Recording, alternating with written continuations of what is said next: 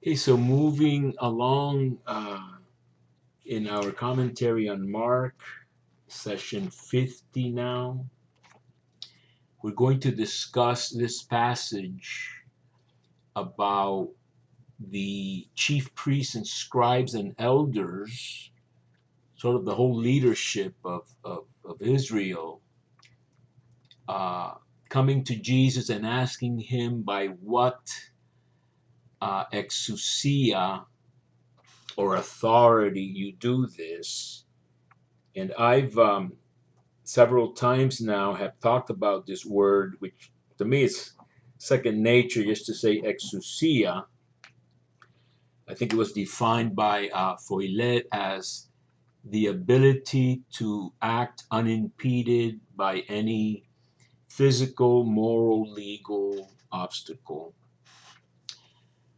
And so in Latin, as I've said, potestas is a good way to be consistent. In English, they translate the same word in Daniel as dominion. So it's confusing not to be consistent in the translation of a word that is really linked up to other passages. So it's an incredibly important word. I want to talk about it probably all session today, and it won't even be enough time probably.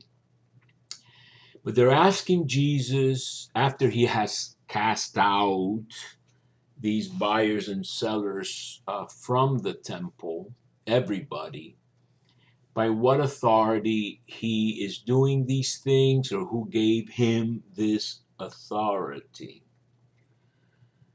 So you could, if you look at it on the surface, you don't go at all under the iceberg. I don't know if it makes any real sense, but I'm sure it does to a lot of people. But I think the only way for me to look at it is holistically in the Gospel of Mark, in the context of the Bible.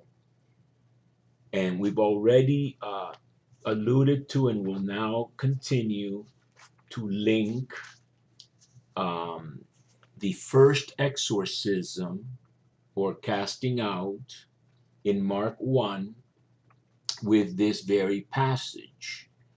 So in Mark 1, Jesus is teaching, and the people are astonished, as we saw just previously in the temple act. The people were astonished at his teaching in Mark 11:20, or actually Mark 11:18. Excuse my eyesight. And so in Mark 1, they're also astonished at his teaching because he taught with exousia or authority and not like the scribes. And here you have scribes. And at the end of this casting out of this unclean spirit, which you might recall, he is rebuking him with the expression, muzzle yourself, which is the same expression, verb he's going to use in the calming of the sea in Mark 4.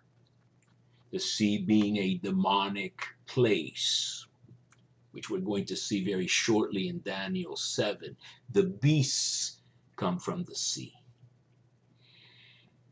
And in Revelation, the sea disappears, is no more. So that in Mark 1, you've got this astonishment of the people, a new teaching, a new doctrine, kaine didache, according to kata, or with, if you want, exousia, authority. He even commands the unclean spirits and they obey him. So the teaching is described as an exorcistic ability, or put differently, Jesus has come to destroy unclean spirits. Have you come to destroy us, or you have come to destroy us, says the demoniac? Question mark there is added by other people. The original text could be a declaration. It doesn't matter, but I wanted to point that out. As long as we're on Mark, let me go to Mark 2:12, which I spoke about yesterday. This is the healing of the paralytic who's lowered from the roof. And Jesus forgives the paralytic's sins. I'm chuckling because I just remember stuff that I remember. When he does this, the scribes dialogue in their hearts. The scribes dialogue, literally, if we were to follow the Greek text, discussed in their hearts the same exact verb that is the reaction of the scribes and the leaders as to for Jesus' question, is John the Baptist's baptism from heaven or from men? So you have a linking of this passage regarding with what authority you do this, resulting also in a discussion or dialoguing within themselves or in their hearts, which is the same thing they do in chapter 2 when Jesus forgives the sins of the paralytic. And they dialogue in their hearts, who is this who talks like this? Who can forgive sins but God alone? And then Jesus demonstrates his exousia, really, to forgive sins by telling the paralytic, lift up your mat and walk.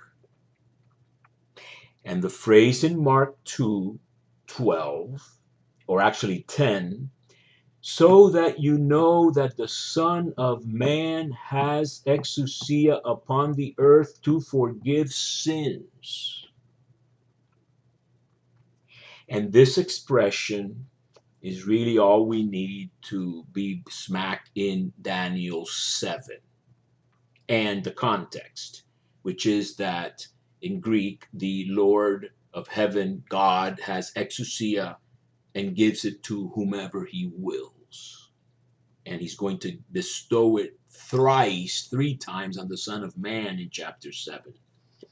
I just want to point out 2 other exousia passages that are important in the New Testament, in the Gospels. In one gospel, Gospel of John, the word appears in various contexts. Paul uses it for his right, exousia, to have a wife, etc.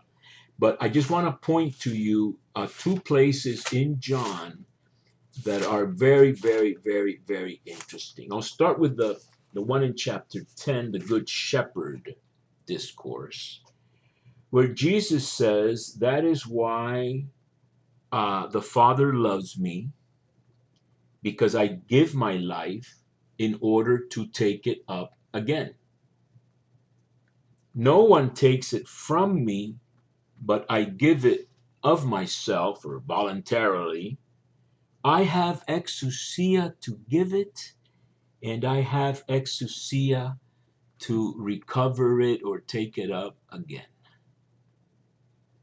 And remember that John also has the famous Jesus telling Pilate, you would have no exousia over me had it not been given to you from above.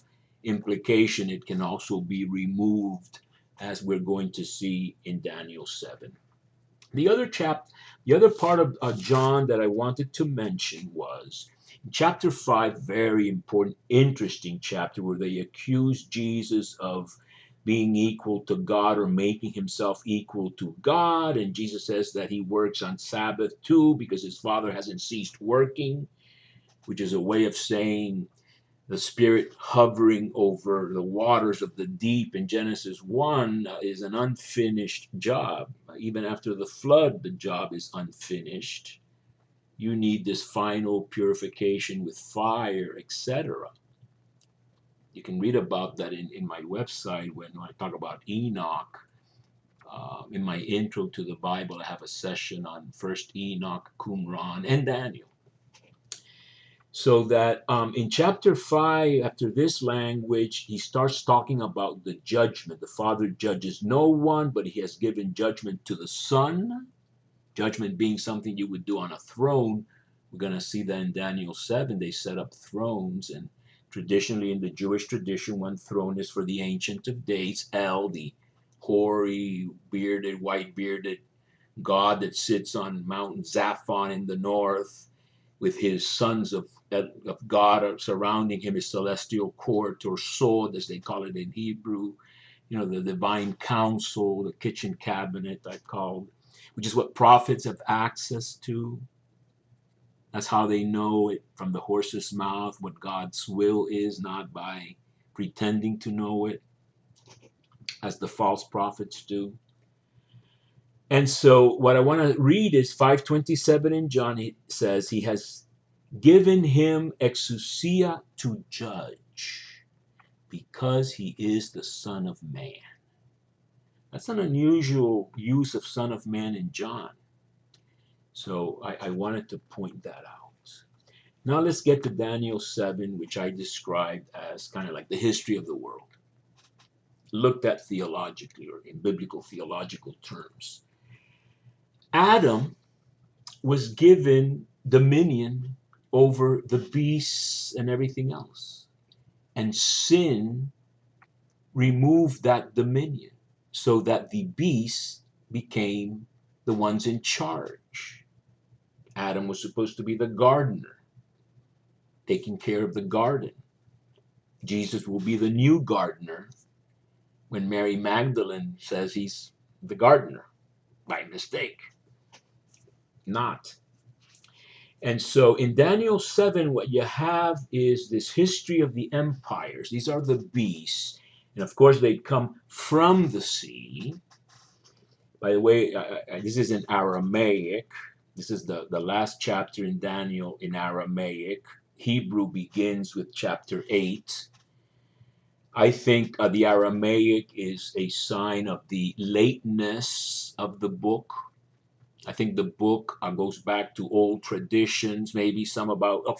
Daniel is a very old name, by the way. My judge is God, Daniel, various spellings of it mentioned in Ezekiel, I think 14:14, along with Job and Noah, you know. So Daniel is a Ugaritic figure judge. And I think they're using this name and making him be in the exile and then dying, going to sleep until it's time to open the books and the revelation at the end of days. And so Daniel, I think, is in Aramaic, baptized in Hebrew in the beginning and the end, because it's not fitting for a book to be totally in Aramaic. You have Aramaic in Ezra and Genesis and other places, but you can't have a whole book in Aramaic and be part of Scripture. So I think they baptized in a scroll. You would probably have the beginning and the end, you know, baptized, so to speak, to Hebrew. So here in chapter 7, he has these beasts coming out of the sea, 4 of them. And of course, the whole focus will be on the last one, which is the one relevant to Daniel's time, Antiochus IV Epiphanes. The little horn is more vicious than all the other horns. We're not going to try to get into the whole, you know, chapter in too many details. But then they set up thrones. And Akiva says that one is for the Almighty and the other one is for David. And then you've got this ancient who sits on one of the thrones.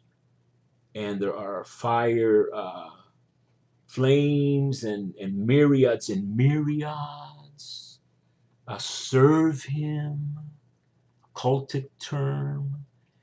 And my professor of Eucharist in Madrid said this is reminiscent of, or Mark is going to be reminiscent of this, when Jesus in the desert, chapter 1, Jesus in the desert is among the beasts who do not harm him, and myriads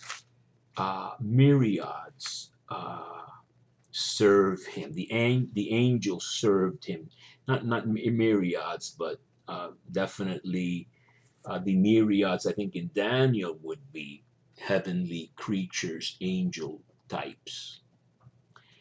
So and so Jesus is able to be with tame beasts, which is messianic, Isaiah 11, and now Daniel. These beasts are going to have their exousia in Greek removed. And the exousia, this authority, is going to be, dominion really, is going to be given to one like a son of man. Kebar Enosh in Aramaic, a Ben Adam in Hebrew, a new Adam. A new Adam, just like Luke's genealogy ends with uh, son of Adam, son of God. He works his way back instead of forward like Matthew, the genealogy. So that this dominion is taken away. And to get into specific passages, the Greek numbering is quite confusing and different if you have a Hebrew number based Bible, etc. But basically speaking, what I'm reading here in my Bible, following the Hebrew text, 4:14, it says that the Most High has dominion over the kingdom of men and gives it to whomever he pleases. And then in 4:22, the Most High has dominion over men, or all dominion in heaven and upon epites gaze upon the earth is the same exact. The Son of Man has Exousía epites gaze, has dominion upon the earth. It's literally taken from Daniel. It's a great article by Foilet on this thing, which we could follow up with if necessary. So that in chapter 7, what you do have is this thrice mentioned, 3 times mentioning of the dominion given to one like a son of man, one like a human being. I know that John J. Collins thinks it's the angel Michael, and really he's kind of like a divine hypothesis in a way. I'm not going to get into all those things, but clearly in the Gospel of Mark, Jesus is the Son of Man. And again, I mentioned Daniel Boyarin and this title being the one that really irritates or exasperates or results in the decision to kill Jesus. And of course, Daniel 7 is linked to those who are to receive the kingdom. Now, this is made plural now, sort of democratized, as Isaiah democratizes the promises to David. The promise to David is democratized to the whole people. It's like almost Jesus, and then we are adoptive sons and daughters. Those who are to receive the kingdom are the saints of the Most High, who will possess the kingdom eternally, forever and ever. So you have this kind of like a corporate personality or individual, and of course, this is what Enoch capitalizes on. He takes it as an individual. First Enoch, son of man, identifies him with the chosen one of Isaiah, although not a suffering one. And then, of course, with the Messiah, you've got a composite redeemer figure. And of course, he sees this man coming on the clouds. I just wanted to point out to you, as we run out of time, my translation of a book in Italian by Grelot, who wrote it in French, The Hebrew Hope in the Time of Jesus, and he talks about this coming on clouds as something that has to do with the genealogy in 1 Chronicles 3, 124, where he's given the surname Anani, the one of the clouds, from the last of from the name of the last descendant of David mentioned in 1 Chronicles 3, 1 through 24. So we may get into this a little bit, later. Stone is also another uh, concept, which the stone which the builders rejected, etc. We're going to see that in a little bit, but I have to stop now.